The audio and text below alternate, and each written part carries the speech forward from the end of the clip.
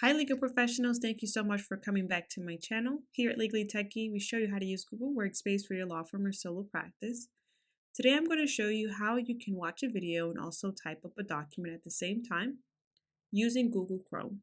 And I'm just going to open up our YouTube channel, play a video in the background.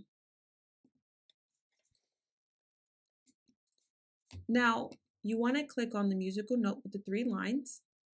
It tells you that there's this playing in the background and you want to use the picture-in-picture feature.